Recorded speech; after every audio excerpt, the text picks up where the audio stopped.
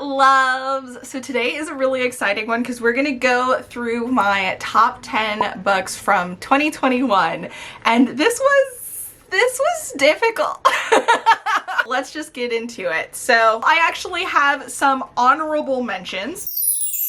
You Should See Me in a Crown by Leigh Johnson. This is a good YA coming-of-age semi-sapphic romance about a girl who is trying to get a scholarship so she can go to the school that she wants to go to, and she decides to step out of her comfort zone and try to become the prom queen so that she can get a scholarship from the school, which is a school that really cares about that kind of stuff, even though it's not her thing. It's very enjoyable, good coming-of-age. The Chosen and the Beautiful by Ning Vo has a beautiful cover and it's just beautifully written. I love the writing of this. I love the concept. It's basically a Great Gatsby retelling told in the perspective of an Asian American. So this is Jordan, the friend of Daisy, who is the person that Gatsby is in love with in the first one. There's a magical element, and although I thought the magical element and hearing everything from the Asian American perspective in the 1920s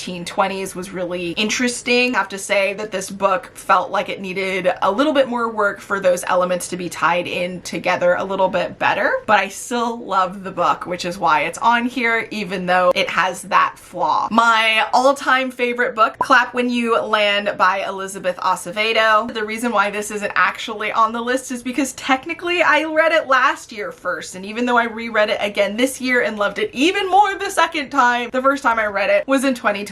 So I can't really make it a 2021 favorite.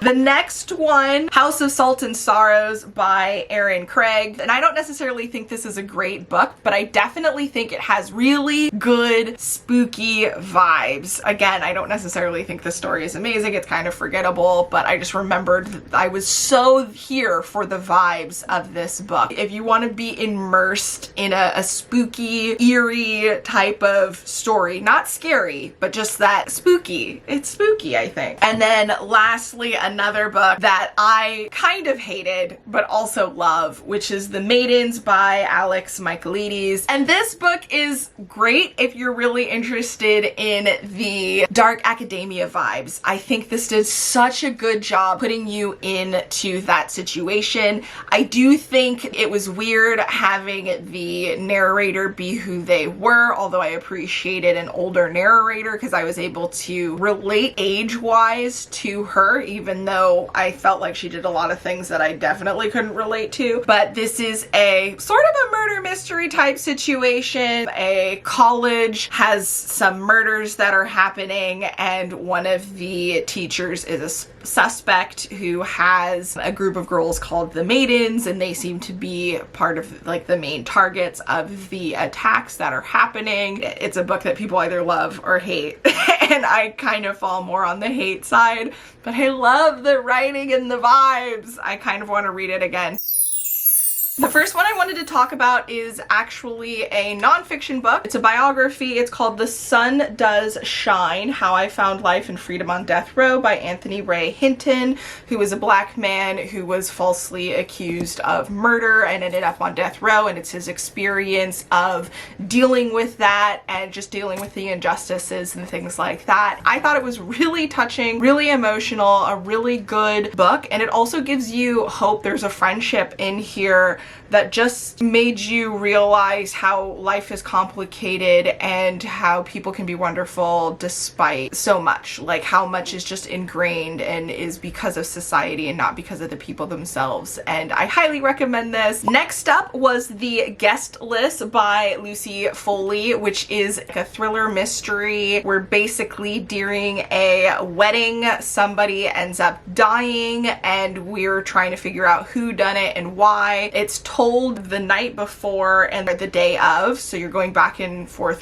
and then you're also uncovering information from their past based off of those events that are happening, and you are learning from multiple perspectives and trying to piece everything together. I didn't think I would like this as much as I did, but I really enjoyed it. I do highly recommend it. It is a good time. Next up, we have the City of Ghosts series by Victoria Schwab, and this is basically about a young girl girl who sees ghosts and ends up having to do different things to help different scenarios, and she's traveling with her family and she has a ghost best friend, and there's just a lot of really fun, warm, good times. I really enjoyed the supernatural aspect. I'm not much for YA or middle grade, and I think this technically is a middle grade, but I friggin' loved it. I gave all of them 5 stars. You get what you expect, and it's just wholesome and a good time, especially if you like supernatural and you're okay with middle grade. I think this would be a good recommendation. Next up, we have The Invisible Life of Addie LaRue by V.E. Schwab. So this is a adult novel by the same author as the last one. This one was really good. This is basically about a woman who makes a deal that ends up with her, I think she's at like 300 years old for a majority of the story that takes place. You go back and see how she got there, and then you hear of some of the things that she's had to deal with along the way. And I just, you know, like, Addie LaRue is a really impressive character, and I couldn't help but admire her because what she ended up going through and just how strong she was, I couldn't.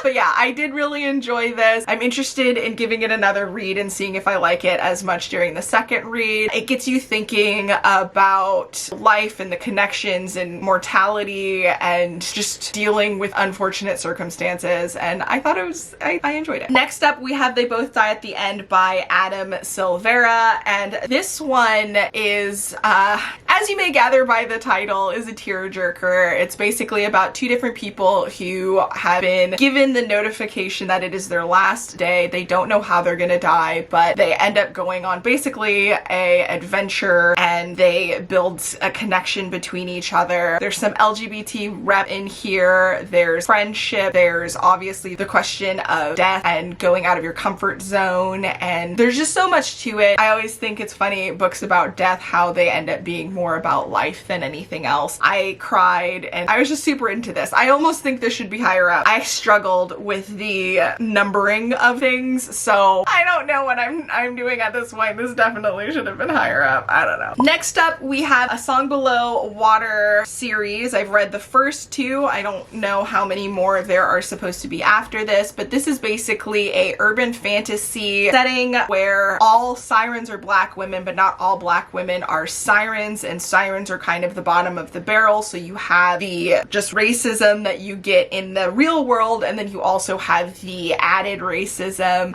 for sirens specifically, and the fear behind that, and people having to hide and discover who they are. This one, the 2 main characters, one of them is a siren, and her sister is kind of dealing with some stuff unrelated, and she's trying to deal with her own problems as being a siren while also trying to support her sister, but not exactly knowing what. And so we're uncovering these different storylines and seeing how they connect. And then this one's told by a different character in the same world but still connected, and I ended up enjoying both of them. This one definitely was my favorite. This one was tough at the beginning, but once you get through the first part, this ended up being a really high rated book for me because I really enjoyed it and the character growth. Next up, we have the Broken Earth trilogy by N.K. Jemisin. I actually just finished reading these, absolutely adored them. This is an adult fantasy that is about the way the world ends for the last time, and there's definitely commentary on discrimination, and there's kind of wars happening, and there's a very interesting magical system, and there's just so much. There's some really sad things that happen. It starts with the death of a child, and it kind of goes from there, so there are some definitely difficult things that you go through, but it's very engaging. I think the second one in the series was my favorite. I feel like this one just had a really good flow and timing. These ones had some moments where they felt a little bit long, but they were still very enjoyable, and overall this is definitely in the 5 stars as a whole. Next up, we have Sleeping Beauties by Stephen King and Owen King.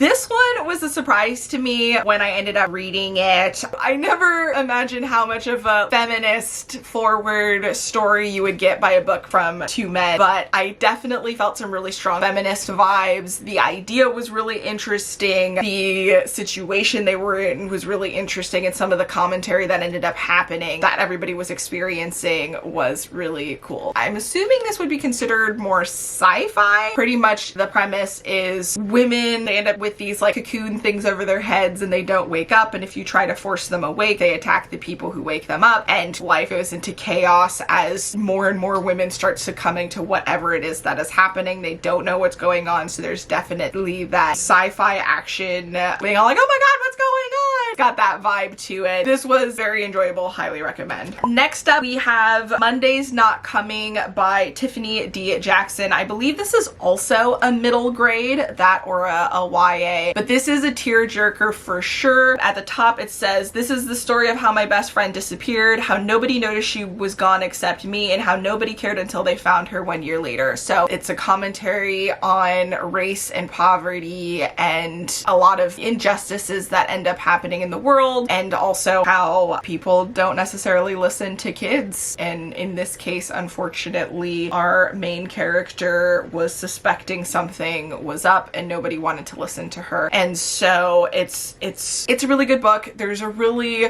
interesting twist, I guess, that happens with it. I definitely want to read this again. I highly recommend it to anybody, but I will say you should be prepared for like be in a good mental state when you read this. 5 stars, hands down. And then last but not least, we have the Brown Sisters trilogy. My favorite being Act Your Age, Eve Brown. These are all by Talia Hibbert. These are romance. They're fun. They're sweet. We have different representations throughout them, which I really appreciate. They were a good time, very enjoyable. I absolutely loved it. Highly recommend. This one, we have a love interest who I believe is on the autism spectrum, and then this one we have our main character Chloe Brown, who suffers from chronic illness. And although those are big parts of the story, they're not the only parts. They're just very well represented. So I really appreciate that, and I highly recommend. I also just love books with Black women in it because we need more of that. And that's it for my top 10 of 2021. I hope you enjoyed this and got some